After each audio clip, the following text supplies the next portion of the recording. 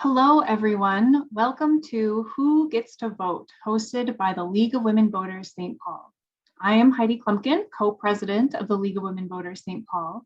For over 100 years, the League of Women Voters has worked as a citizens league to improve our government and engage all citizens in the decisions that impact their lives. We join the efforts of 800 state and local leagues to bring nonpartisan political advocacy, education, and empowerment to the local level. I want to take a moment to acknowledge that we are learning today on the ancestral homeland of the Dakota, Minnesota, and the current home of many Native nations, including many Dakota and Ojibwe. Our program tonight is supported with the League of Women Voters Roseville area and the League of Women Voters Wiper Lake area. Thank you so much for your support. We are also supported by the suburban community channels and St. Paul Neighborhood Network. Wonderful partners. Thank you so much. The program tonight is being recorded and broadcast on Facebook Live. Towards the end of the program, our panelists will take questions from the audience. Please use the Zoom Q&A bubble at the bottom of the screen. If you are watching on Facebook Live, please put your questions in the comment section. Also, we are using the new Zoom closed caption feature. They are auto-generated, so they might not be exact. On to tonight's program. The news is full of reports on elections and voting legislation. While Georgia, Texas, and the federal bills HR 1, SB 1, For the People Act, and the John Lewis Voting Rights Act are grabbing the headlines, there are many other bills being proposed and passed. The Brennan Center, a nonpartisan law and policy institute, reports the following. 389 bills that would restrict voting have been introduced in 48 states. They updated their information on June 21st, and 17 states have enacted 28 new laws that restrict access to the vote. On the other hand, as of May 14th, at least 880 bills with expansive provisions have been introduced in 49 states, with 28 of those bills being passed in 14 states. And remember, that one's as of May 14th. They have not updated that information quite yet. What does this mean for our democracy? Is this a unique time? Can we look back at our history and see similarities or differences? Is voting a right or is it a privilege? What were and are the conditions when voting rights have been expanded or restricted? What about today's efforts to change voting and election laws are similar or different from the past? How will the implementation and administration of proposed legislation, state and federal, affect the ability to vote? What is the impact of these efforts on our democracy? We are pleased and lucky to have two highly qualified panelists to discuss some of these questions tonight.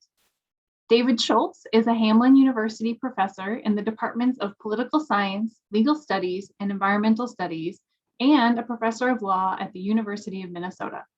A three-time Fulbright scholar, David is the author of more than 40 books and 200 plus articles on various aspects of American politics and law. Welcome. Tammy Patrick is the Senior Advisor, Elections for Democracy Fund, and an adjunct professor at the Humphrey School for Public Policy's Certificate in Election Administration program. She has served as a commissioner to the Presidential Commission on Election Administration and held a position at the Bipartisan Policy Center to further the work of the commission. Prior to that, she was the Federal Compliance Officer for Maricopa County Elections Department for 11 years. Seeking to improve the American voting experience. We'll start with Professor Schultz, who can give us context for the current situation. Then Ms. Patrick will talk about the impact of legislation on the administration of elections and individuals' voting experiences. Thank you so much and welcome, Professor Schultz. Great, thank you very much for having me. And my task is to try to do a summary in terms of what we know a little bit about American history and voting rights. And what I want to argue is my basic thesis here is that the story of voting rights in America has two truths or two propositions that are important to understand. Proposition one is that since 1787, there's been 1787 is the dating of the authoring of the Constitution, when the framers created it. Since 1787, there's been a gradual expansion of voting rights in America with a push towards universal adult franchise. That's the first truth, that the basic arc has been in that direction.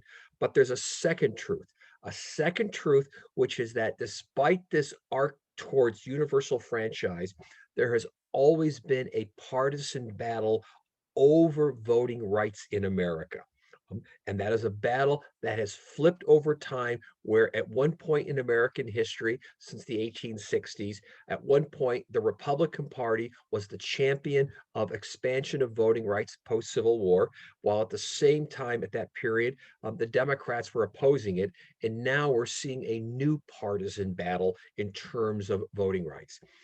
With that understanding of this battle over expansion or contraction of voting rights, what we should also understand is a couple other things about American history. One of them is that after the Civil War, after Reconstruction ended, there was a period that I call the first great disenfranchisement in American history, roughly from 1877 until the passage of the Civil Rights, or rather, I'm sorry, the Voting Rights Act in 1866, 1865, 1965, I'm sorry, 1965. But we were basically 100 years, almost 90 years, where we were disenfranchising people. I'm going to argue that we are in the middle right now of the second great disenfranchisement, where again, it is a partisan battle over the right to vote. But in order to make my arguments briefly, I want to take us back in time. Take us back in time to 1787 and think about a few different propositions that were true back in 1787.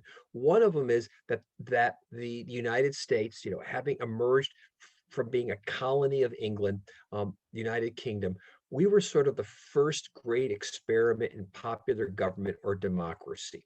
That look around the rest of the world, it was monarchies, principalities, some type of autocratic governments. This concept of having a popular government, a representative democracy is new. And with that, this concept of how do we select our leaders was also new. Take us to 1787. Take us to the Constitutional Convention. Richard Hofstadter, one of the great American historians, made an argument that the word fear was all about what the 1787 Constitution was about.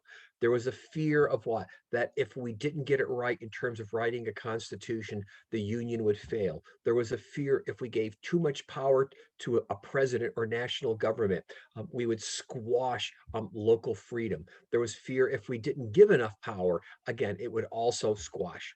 But there was a squash the Union. But there was also fear in a different set of ways too. The fears were what? The slave states versus the free states, North versus South. It was also what? The more populous states versus the less populous states. Each of those coalitions were very much fearful that if the Constitution was tipped in the wrong way, if the provisions were set up in a certain way, they would be losers. The free states fear that what? We could become a country of all slave. The slave fear that we could become a country of all free states. The small states fearing that they would be squashed, lost, if representation was set up in a way that favored the larger states. So 1787, as Richard Hofstadter describes it, is about fear and it's about compromise. And among the compromises the framers had to deal with was first the issue of what? Slavery. How do we handle the issue of slavery in terms of addressing it in America, in this new country? Slave states were fearful that again we would get rid of slavery. Eventually, what happened were a series of compromises. One that said the Constitution would say nothing explicitly about slavery, and it would guarantee that slave trade couldn't end for at least a generation. But then the issue turned to representation. The issue of representation was, how do we count slaves in terms of the population? In the southern states, the slave states, slaves constituted about 1/5, 1/6, I think 1/5 of the population. The southern states wanted slaves counted for the purposes of representation in Congress, but not for taxation. The northern states didn't like that idea. We settled on what? The 3/5 compromise that said each African American slave would count as what? As equivalent to one white Caucasian person. That was the representation issue. Additionally, what we had was debates between the more populous and less populous states over representation in Congress. For some of you who might remember your American history, we had what? We had the small states such as New Jersey arguing for one plan. That is, each state should have equal representation in Congress. Virginia came back with the big state solution, based population upon based representation upon population. Eventually, the Connecticut Compromise.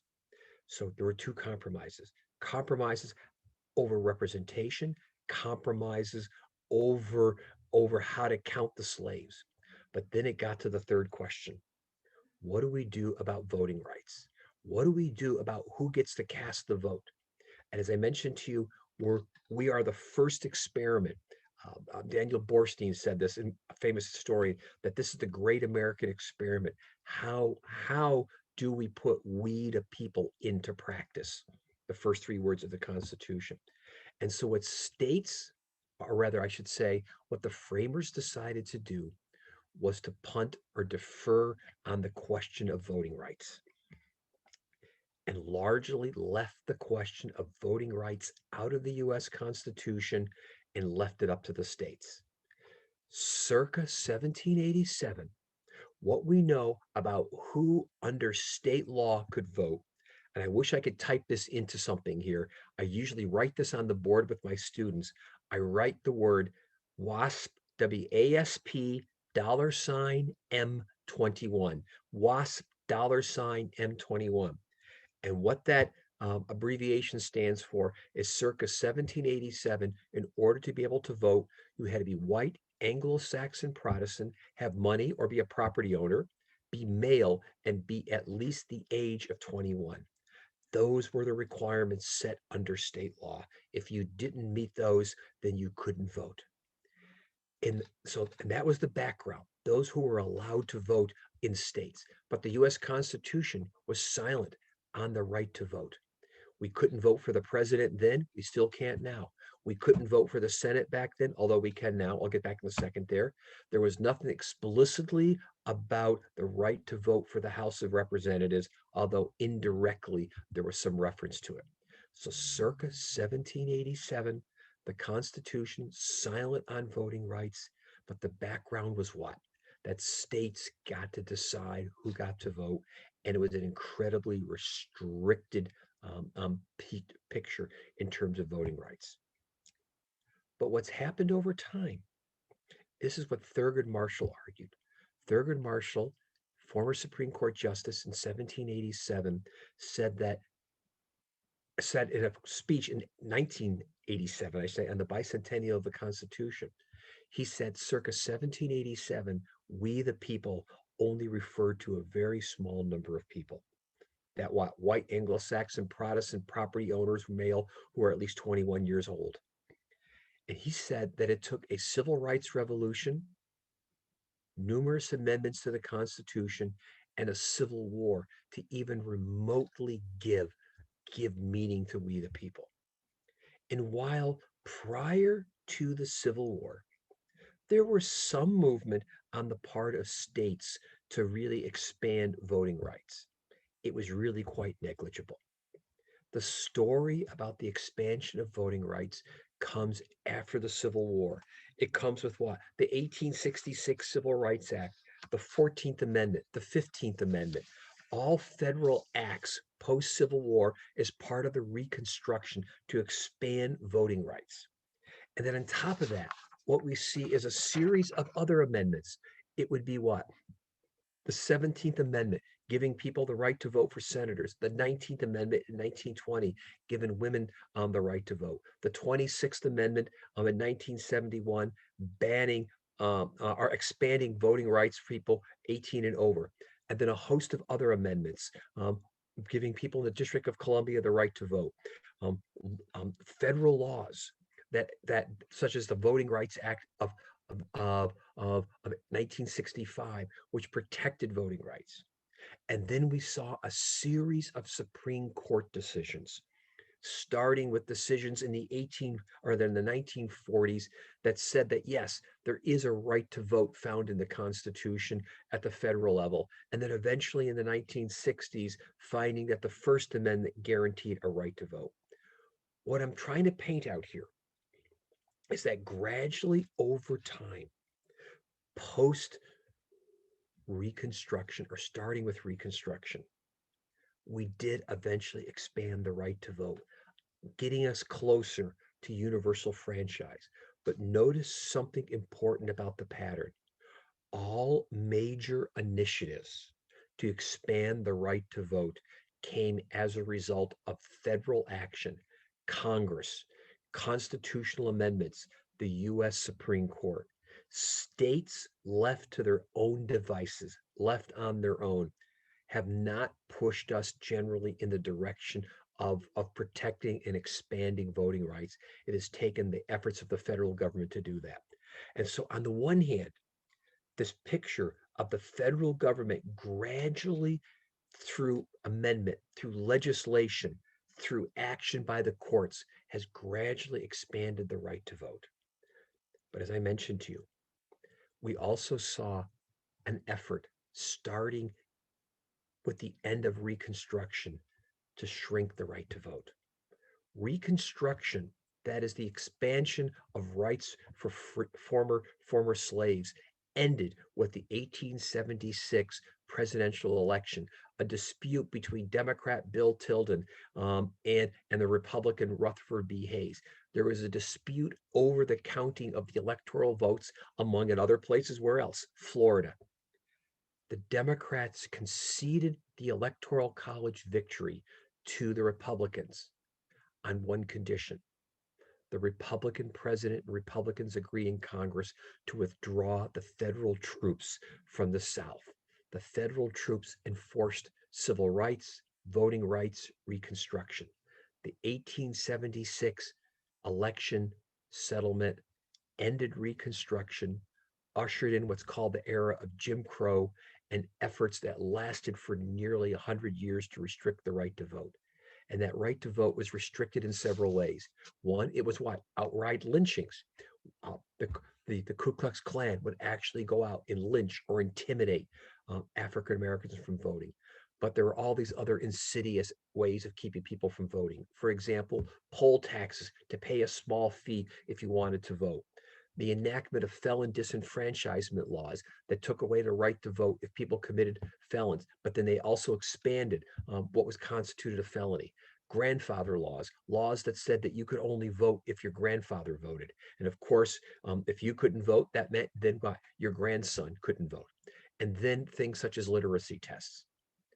All of these techniques were used as an effort to try to keep people from voting, and it was successful. It largely reduced the voting population among African Americans to barely a couple percent until what?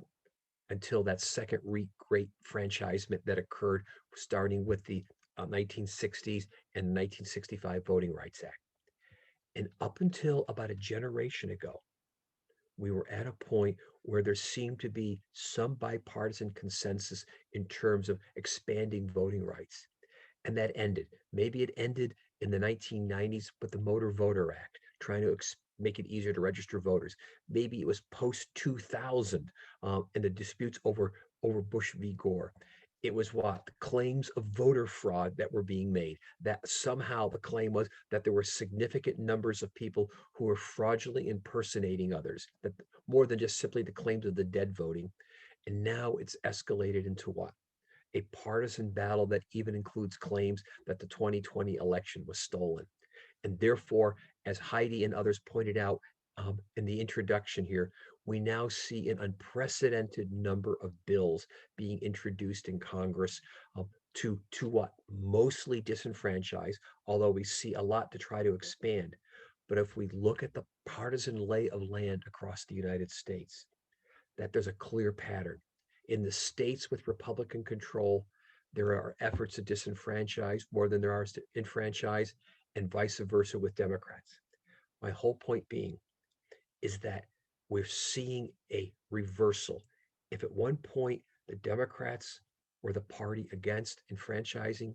They're now the party in favor. The Republicans once were the party in favor of franchising, now the party against. We are at a partisan divide over voting. We are at a point where we are in the middle again, as I suggested to you, the second great disenfranchisement, and the battle over who gets to vote, who has a right to vote, how to vote, is critical and fundamental to American democracy. I'll stop there. Thank you. Thank you so much. I'm so excited to ask you lots of questions. And now, Ms. Patrick. Great, thank you. That was fascinating. And I think a good segue into where I wanted to start with a little bit more recent history of last year. But you're going to see a lot of the themes the professor laid out reiterated in what we've seen in the last couple of years. So when we think about last year, I like to think about it both around the terms of the safety of providing an election in a pandemic, the security of voting, both for your health and your safety, but then also the security of maintaining the integrity of the election, because we have had some challenges with foreign adversaries, particularly in 2016 and onward, and then also the politics of the moment. And this is going to really, I think, parallel and juxtapose beautifully with the conversation that we just had. So one of the things that I always like to point out is that even before last year, tens of millions of American voters have had their ballots handed to them by their postal carrier, not a poll worker, for decades in the United States. And when we talk about absentee, vote by mail, vote by home, vote at home, in most cases, when we talk about it nationally, these terms are interchangeable. So in most cases, they are one and the same, and they might be called absentee in one state, but early voting in another, or voting by mail in another. But for most of the country, voting by mail, voting absentee is the same process in the eyes of the voters in those states. I like to lay out kind of the evolutionary path of voting by mail, because this is going to dovetail into when we talk about the different ways in which voters can participate in the franchise. So quite often, the first path is that there is an excuse required in order to vote. And excuse numbers sometimes swell. Virginia had up as many as 19 different reasons that you could use in order to vote. That's really a bureaucratic barrier at that point. No one's checking that you are in fact going to be out of town that day. So then we go to a no excuse situation. What happens, quite frankly, and quite frequently there, particularly we've seen this in the Western states, is that you get 40 or 50% of your electorate are starting to request ballots by mail, absentee ballots. And that's where the local offices then start to struggle with processing the volume of applications in time to even get the ballots out to voters. So at that point, at about 40 or 50% of the voters on wanting to vote by mail, most states then create a permanent early voting list. You get 60, 70% of your registered voters are on that permanent list, and then states transition to doing some of their elections by mail. And at that point, 80 to 90% of the elections are being conducted by mail, and that's where Oregon and Washington, Colorado, and other states go to that all vote by mail system. This is a series of slides that I like to share. They're by Charles Stewart of MIT. And what we're looking at here is at the apex are voters that go to the polls on Tuesday, election day, and cast their vote. On the lower left-hand side is voting by mail, and early voting is down, or early in-person, early absentee voting, I think is what it's referred to in Minnesota, on the lower right-hand side. So this is in 1996, and I've put a star in the general area where Minnesota lies. 2000, and you'll notice this little snow globe popped up because I've been referring to this as the election snow globe, because what we see as the years go by, 2004, that when voters are given options in when and where and how they can vote, they tend to migrate or fall away from that Tuesday election day. So here's 2016 when Minnesota passed the law to allow for greater in-person voting before election day. So this 2016, and then last year, 2020. Now, obviously, this was a huge impact from the pandemic. If we look just to the primary elections, and this is another slide from Professor Stewart, In the primary elections, what we're looking at here is mail ballot usage from 2016 to 2020 in the primary states. And you can literally see where the pandemic hits in our primary season last year. So the South Carolina, New Hampshire, Arkansas, North Carolina, Oklahoma, they had a traditional election, what they were expecting. However, once we got into the early part of March, states that traditionally saw 5, 10, maybe 11% of their voters voting by mail, it was now 80%, 90% that were voting that way. So laws were changing in a variety of ways, which I'll talk about in a second. But in many cases, there were, and this is from the National Conference of State Legislators, states decided, you know what, we're in a global pandemic. We're going to send out ballot applications to our voters automatically so that they can, in fact, receive a ballot by mail if that's what they choose to do. Many states, including states like Iowa, had a tremendous turnout, some of the highest turnout they'd ever seen in a primary election. But then their legislatures said, no way, you're not doing that for the general. That went far too well for people. Other states decided we're not going to send an application. We're going to just send the ballot out. So we already have 5 states that automatically mail out a ballot to all of their voters that are on the registered voter rolls. So these are active registered voters. But last year we had additional states that said, you know what, the counties can either decide they can do it, or we're going to go ahead and send it out to everyone automatically. And what happened there in states like Nevada is that they also in the primary saw tremendous participation.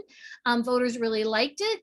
And so that legislature changed and said, you know what, we're going to do this for the November election. Now, Nevada is one of those interesting states because when you look to the West, there's a lot of vote by mail. There's a lot of individuals voting at home. And Nevada has been traditionally the one state that didn't happen in because they had so much in-person early voting that occurred there. But last year, they turned to that vote by mail alternative. One of the things that we saw last year that was, and this is where the ways in which the state legislatures select how voting occurs can impact not only who participates, who can register, who can receive a ballot, but whether or not that ballot gets counted. So in the primary election, we had a lot of challenges. There were so many ballots being rejected all across the country because the signatures weren't signed properly in the right place, or they didn't use the secrecy sleeve, or they got the ballots turned in too late. But thankfully, before the general election, many of those either design flaws or procedural and policy implications were remedied for the general election. In this country, we like our elections to be either fast, cheap, or accurate, but you only get to pick 2. So if you want it to be fast and cheap, it's not going to be accurate. If you want it to be cheap and accurate, you're not going to get those answers quickly. This is what cheap looks like. This is, the processing of vote by mail ballots in person, manually with a bipartisan team, opening up ballots and processing them. This is in Montgomery County in Maryland for the primary election. And they tend to have quite a bit of vote by mail to begin with. But in states like Michigan, where they tended to not have that kind of solution in the past, a lot of voters opting to vote by mail because it was just changed with the voters initiative, a proposition that allowed for voters to have no excuse absentee voting. The challenge in Michigan was that the election officials can't start processing those ballots until election day. So last year, the legislature said, okay, we're gonna allow our election officials 1 day to start early in processing those ballots. So Detroit hired almost 1,000 people, 900 people to help process those ballots before election day. So when we think about the laws that influence how we vote and when we vote, it can, depending on what those answers are, it can really affect whether or not we vote successfully and if that ballot is counted accurately or if it's rejected for a variety of reasons. The remaining questions we have this year and moving into the midterms next year is what will voters want to do in what I refer to as the after times? Will these trends hold? And will there be dedicated ongoing funding of elections? So when we look at what was implemented last year, we can identify different areas that can be contemplated for this year's agenda. So last year we saw changes in voting access due to temporary legislative actions. So some legislatures passed bills that would just be for the time in which we were under a national emergency. Others had executive orders by their governors under emergency powers. Others had administrative decrees. And then there was also an increase last year in educating and promotion of what the existing options were, because there was an infusion of funding to election officials and others like the league to make sure people knew what their choices were so that they could make healthy decisions. And what they were around were, the basic cadre of how to get a ballot applications, whether or not there was a permanent list. Was the postage going to be paid? Is there signature verification? Can you drop it off? Does a postmark matter? Or if there's a problem with your signature, can you cure it? Can you go in early and vote in person? And will there be CDC guidelines? What will be that physical experience last year? So this year, when I talk to legislators and others who make some of these policy decisions, what I've explained is that, you really need to look back at those changes that you made last year and whether or not they should be permanent. So we're seeing some states, a few, that have codified and made those things permanent. Others have said, you know what, we're going to roll back to the status quo before the pandemic. Yet others are rolling back even before the pandemic and using this as justification and an extension of this false narrative around the election being stolen as some way legitimizing their change in the ability for voters to participate. And then we also are seeing some federal election bills that are getting more traction than they have. HR 1 has been introduced a couple of years now, so it got further this year than ever before. And again, these are the exact same types of issues around when and where you can vote, which ultimately can imply who can vote, depending on what the various channel is. So there was a state, a couple of states actually, Vermont and Kentucky, both codified what worked so well last year. And in Kentucky, it was a bipartisan effort with a Republican secretary, a Democratic governor, and they've gone ahead and said, you know what, we don't need to have excuses for early voting or for voting by mail. We should offer early voting. So it's not a foregone conclusion that this, oops, sorry, let me go back one more. Previous, that we had to have bad introduction of legislation. There are things that we should be asking our legislators to do that are practical. I bring this up in what this is referring to is the number of days before Election Day that a voter can request a ballot to be mailed to them. And the Postal Service, so I do a lot of work with the United States Postal Service. I've been a representative to their Mailers Technical Advisory Committee for about a decade. And they advise voters to mail their ballot back a week before it's due. So if your ballots are due on Election Day, you should mail it back a week before. But all of these states here, with the exception of New Mexico, because they changed their law, all of these states allow a voter to request a ballot even up until a day before. Like in Minnesota, you can request a ballot to be mailed to you for the election the next day. Well, you're not going to get it even on Election Day, let alone be able to vote it and return it. So these are some adjustments that need to be made that are practical and that do in fact set the right expectation for voters, even though they might sound like they're preventative or they're exclusionary in some way because you're limiting the number of days a voter can request a ballot, but you're ensuring that they can vote successfully by doing so. We're also seeing legislation that has no foundation in anything practical or realistic, and that's introduction of things like watermarks on ballots, because there is this false narrative that there were tens of thousands, if not hundreds of thousands of ballots that were injected into various cities, ballot streams from all sorts of places outside of the country, which is just not true. So this watermarking, Tennessee just passed a bill that says all ballots have to have a watermark. Well, the watermark is actually in the paper itself. Sometimes we think about a digital watermark that you see online with the information across it, that's not a real watermark. A watermark is embedded in the paper, and when you do that, you prevent that paper from being able to be used for other jurisdictions. So if I'm a service provider and I print up ballots, I'm bound to using that paper for only one of my customers. But if there's a contingency plan, if there's a fire, if there's a hurricane, now I am restricted in being able to provide the simple answer of paper ballots to my voters, because in those states, they'll now not be able to count those ballots.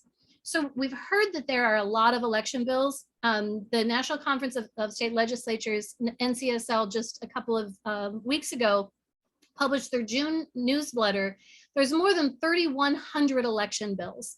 So I wanted to highlight a couple of the big changes this year. The volume in and of itself is a big change. We normally don't see this many bills. Brand new this year are bills and enactments relating to whether or not election officials can accept contributions from anyone other than federal, state, or local governments. And this is in direct relation to some of the philanthropic support that flooded into election offices last year, actually in excess of the federal money that was provided to more than 2,500 election offices all across the country. In almost every single state, there were 1 or 2 states that prohibited their election officials from accepting money. In Republican states, Democratic states, everyone needed support last year to make sure that we were able to have a good election. And so now legislatures are in fact introducing legislation to stop that from happening. We've seen bills and enactments concerning state authority over election officials and the criminalization of election officials making a mistake. So if you have a printing error that has the wrong date on something and you don't catch it, in some states that can now be a felony. And let's be very clear that elections are conducted by people and for people, and mistakes can happen. And there's nothing, it's not malfeasance. Ineptitude perhaps, or just being really tired and overworked can happen as well. There's also been bills increasing legislative oversight on the selection of presidential electors. And I'll talk a little bit more about that in a second. Some of these other questions are not new, but every year we see bills get introduced, maybe get a sponsor or two. This year, those same types of bills not only received lots of sponsors, they got hearings, they passed through one branch of the legislature and got into the other branches in some cases. Some cases they were made, they got out of the legislature but were vetoed. So we all need to be very careful and watch these things in our own states and make sure that we're weighing in on it, because some of these are very, they're incredibly problematic. We'll just put it that way. So one of the ones from my former home state, I was an election official in Maricopa County, is a bill that sought to ensure that the legislature could, in fact, have total legislative authority regarding the office of a presidential elector. So up until inauguration day, it could revoke a slate of electors if they did not like who was appointed, and they could appoint alternative electors. And that is incredibly problematic. Thankfully that died, but they are still in session, and you never want to take your eyes off Arizona. Idaho had legislation that would only cast, you could only cast ballots in person, would be the ones that would be used to verify and determine a presidential elector. So there are all of these things around the legislatures doing what many have called power grabs or usurping the will of the people. And it's true that the Constitution has put it on the states to make many of these decisions, but many of these states for decades and decades have said, we're going to select our electors through popular vote. Now they may apportion them in a variety of ways, but they've all made that decision. And in this moment, because they didn't like the outcome of the last election, they're using this narrative that the election was stolen, that there was a lot of problems with the election, as a way of changing many of the things that they are trying to do. So one of the other things that we're seeing is not only the changing of legislation around who gets to vote and when they get to vote or how they get to vote, but also these commissions and audits that are being called on for the review of balloting materials in states that already do post-election audits. So it's important that a healthy democracy has legal channels. So if you are a candidate and you feel that there was a problem with the election, there are legal channels you can pursue, that elections are in fact audited to make sure that that everyone did their job correctly and that we've counted all the ballots that are supposed to be counted, and there isn't, you know, anything that's untoward in the balancing of the accounts. But what this is doing, and this comes back to kind of full circle to my hometown in, or not my hometown's in Minnesota, but where I worked for many years in Maricopa, is the turning over of official materials, voting equipment, voted ballots, to uncertified, unaccredited private companies that had no experience in election audits and did not understand the situation in Arizona. Arizona had a full hand count audit. I oversaw it for a decade, and as well as reconciliation audits. They did a forensic audit with the 2 test laboratories that test voting equipment. So there should be full confidence in the outcome in Arizona, full confidence in the ballots that were counted 3 times in Georgia. But yet we have this false narrative that keeps being put out there to say the election was stolen, the election was rigged. We have too many voters that don't believe the outcome. And so we have to do these things. We have to pass this legislation. We need to do these audits, and it's not an audit.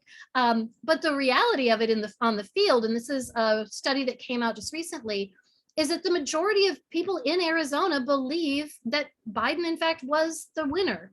And in fact, you know, they do believe that he got the most votes in Arizona. Now, the fact that there's still 38% of people that believe that Donald Trump won the state and that he won nationally is incredibly problematic for our democracy.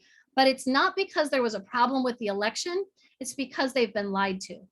So the last thing about the Arizona issue is that we know that the more people understand around what was happening in Arizona with turning over literally the materials to cyber ninjas, which was the company name, the more they heard about it, the more they knew that they can't be trusted with whatever their report is, that it's tied into many of these QAnon conspiracy theories and other things that are incredibly challenging and problematic for our democracy. Because the truth of the matter is that the 2020 election was the most secure, the most observed, the most transparent, the most audited election with the highest number of voters in US history, all in the midst of a global pandemic.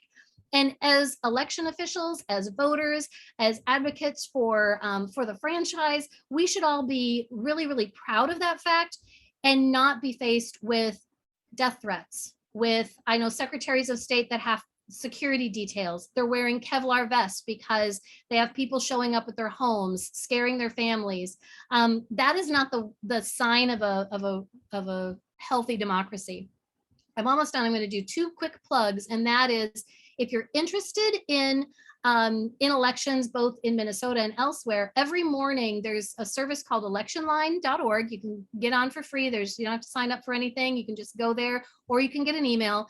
And every morning by about 6:30 East Coast time, every news article in the country around election administration is posted, both by state as well as national. And then on Thursdays, there's a legislative kind of roundup and a legal roundup for what are the court cases that are going through the Supreme Court, what's happening in the various states. So that's one plug of some access for you. And then if you're particularly interested in language access for voters, so the professor mentioned the Voting Rights Act, and the new language determinations will be coming out this fall. There is going to be a webinar on July 22nd around what those determinations might be and what we can all be doing now to prepare for them.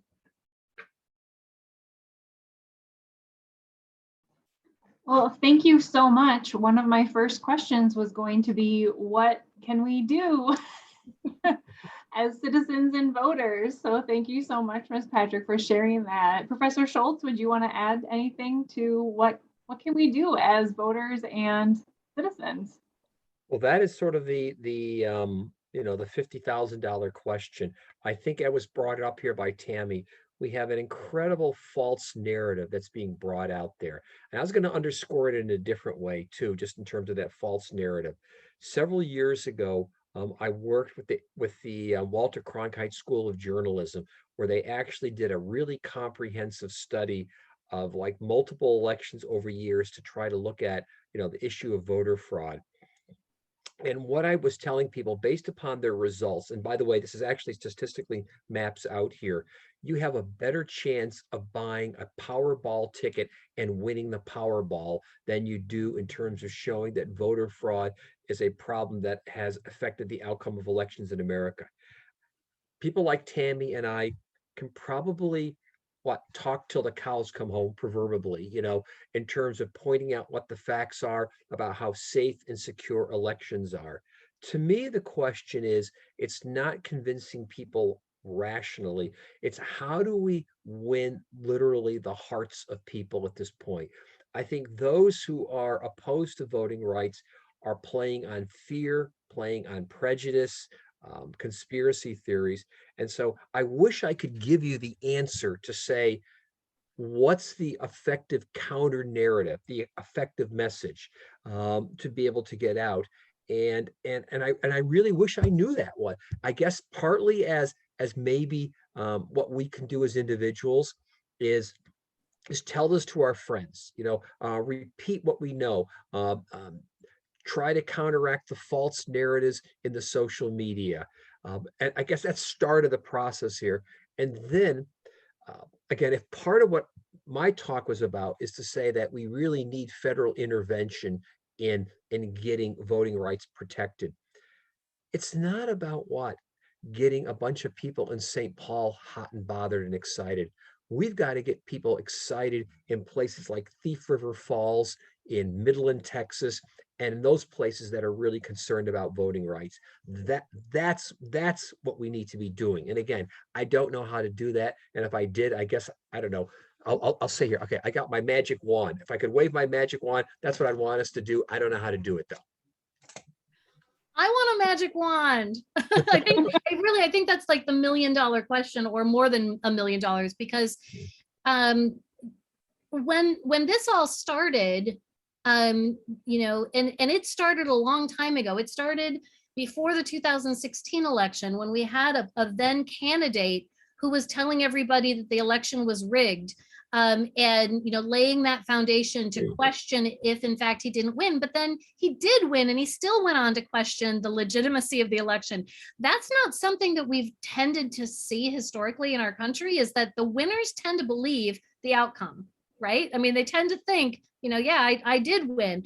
We do have in many states sore loser laws that prevent someone who lost from carrying on and dragging things through the courts in a variety of ways. But this is where we're seeing this new activity by legislatures of intervening months after an election, like in Arizona, and passing the requirement to turn over these materials to uncertified, unsanctioned individuals. And there's a real question there, because there are all sorts of federal laws and requirements that election officials maintain the integrity of those materials for a period of months. And now they don't know what's been done to them. The observers in Arizona have noted, people writing on the materials. There's been, the lack of chain of custody. They're not going to be able to use any of the voting equipment again. And that's happened in other jurisdictions in Fulton County, Pennsylvania, who had a similar activity. And now we know that there are states where they're calling for commissions to be able to conduct what they're calling audits, but they're not. They're witch hunts, and they're ways of trying to build up this narrative around what happened, rather than telling their voters the truth, rather than saying, you know what, we counted the ballots 3 times in Georgia. The results are accurate. They've been audited. They've been audited in Maricopa County. They've been audited in Pennsylvania. And unfortunately, we're finding ourselves more and more in a society where truth and the facts aren't as respected as they once were. And there's, of course, that Mark Twain quote about, the lie has made its way around the globe multiple times, or at least once before the truth has put its shoes on. And unfortunately, we're seeing that a lot. And our foreign adversaries are loving this, by the way. So when you talk to Homeland Security and CISA and individuals, they're telling us, our foreign adversaries are sitting back and just letting us eat our own. And they don't have to work to undermine the integrity of our elections because we are casting doubt on it ourselves. And that is where I agree with Professor Schultz. We need to make sure that any opportunity you have to educate people, but we're all going to be talking until we're blue in the face, and it may not make a difference, unfortunately. Right. Thank you so much. I think that's exactly what we as the League of Women Voters are all about, is educating people. And we will talk until we're blue in the face about that too. But I do have some questions from the audience. If you could, and I will address it to both of you. I know your expertise lies. It's very similar, but also in other areas. You can address both. Please address the question if you would like. What are the prospects of some of the more restrictive bills that state legislatures are reviewing? And do you know those? Tammy, you want to go first? Sure. So I think that we're seeing the passage of some of them, and some of them may seem quasi innocuous. So the slight changing of how many days of early voting are being offered. You don't have far to look in Minnesota. You can look to Iowa. Iowa had a tremendously successful elections last year, and they passed very restrictive legislation to change a lot of what they've been doing for a long time. States like Kansas had very restrictive legislation that was passed. The governor vetoed it, and the veto was overridden. So there are a variety of places where this is occurring. And I think that until the legislatures all sine die and close down and go home for their respective breaks, we're going to continue to see that kind of activity. I don't like to have it be so doom and gloom all the time, though. So I will say there've been some positive changes in many states. I mentioned Vermont and Kentucky and others where they are in fact embracing some of the changes that occurred last year. But part of the challenge with this is that we've had election administration weaponized. So voting by mail was traditionally the Republican bastion. It started under as being really a good get out the vote campaign for the Republicans under President Reagan.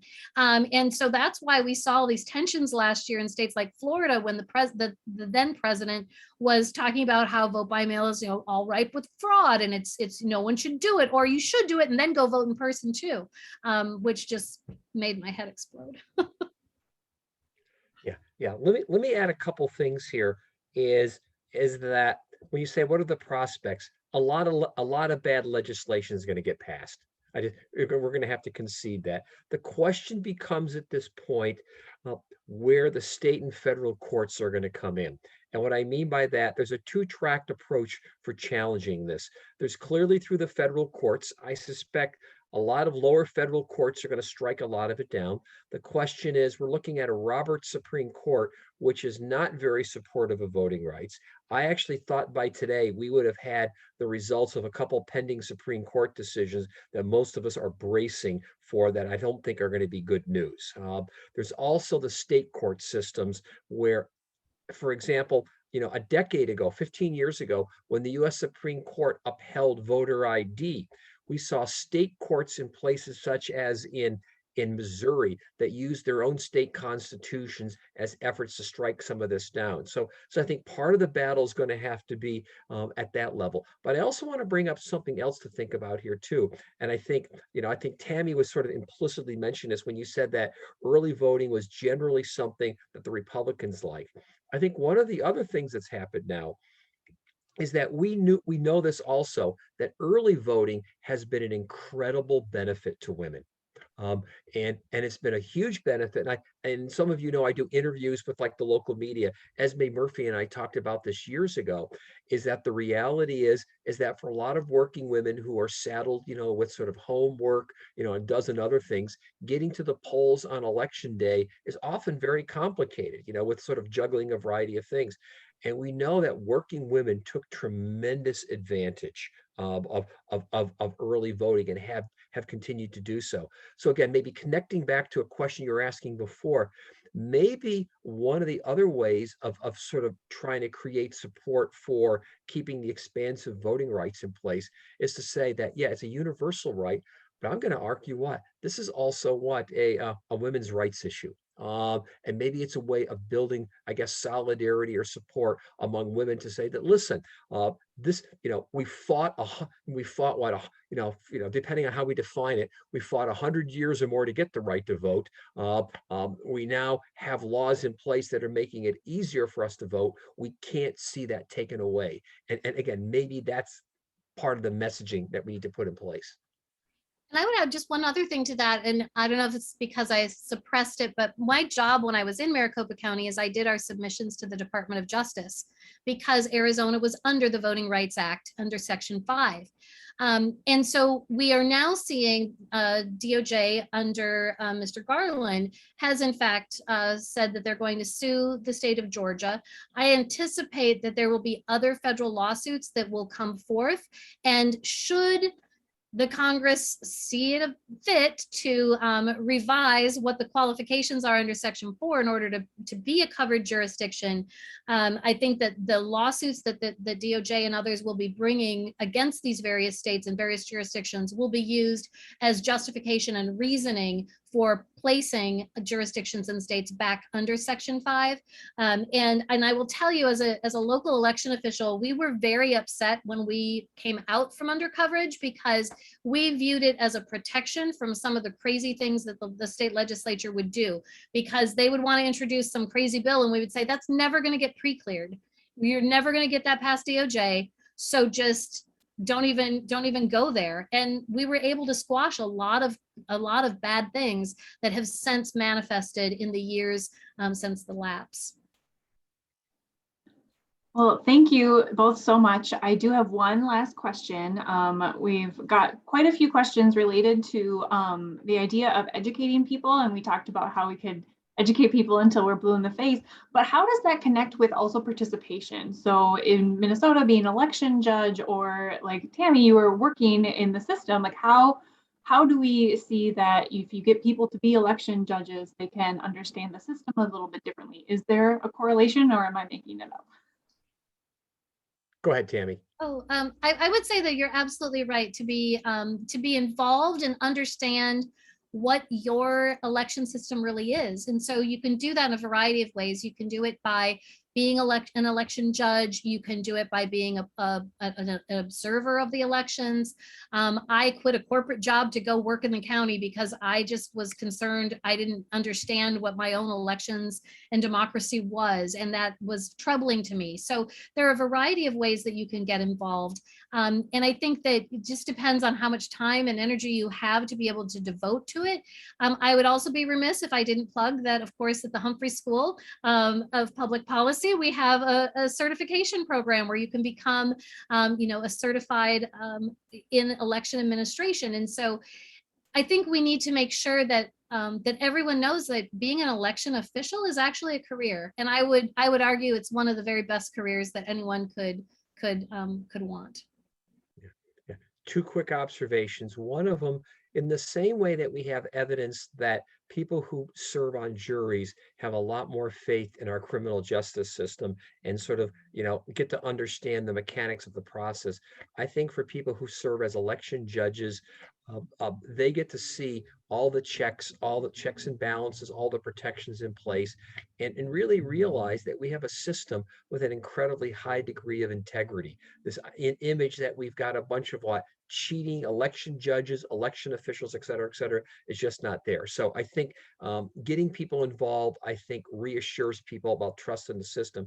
And then dating back to the days when I was the executive director for Common Cause in Minnesota, I always said that one of the great deficiencies in our educational system is we do a horrible job on civic education, absolutely lousy in school. And I think where the League of Women Voters is at its best, at least in my opinion, I'm not just saying this to flatter you folks, but it's true, is that what? Is that that's what you're good at. And that's what we need to do a better job at is not just the education in school, but educating adults in terms of what's going on. So those would be some of the things that I think we need to be thinking about. Well, thank you both so much, and we will take all the flattery. Thank you. We actually did a program on civics in the schools in February, so it was really exciting to learn about St. Paul Public Schools. So, but we are here to keep educating everyone, so we hope you will come back for some programs. Thank you so much, Ms. Patrick and Professor Schultz. So we really appreciate your time and your expertise. I will write a blog post and make sure to link to some bios and some other videos that you've done as well too. So thank you so much. I have a few other thank yous to go through before we end the program. I want to make sure to thank the League of Women Voters St. Paul Program Committee for all their work behind the scenes of this program. The League of Women Voters Roseville area and the League of Women Voters White Bear Lake area for their support with this program too, as well as SCC and SPNN. And last but not least, I want to thank our attendees for joining us tonight and for all your great questions.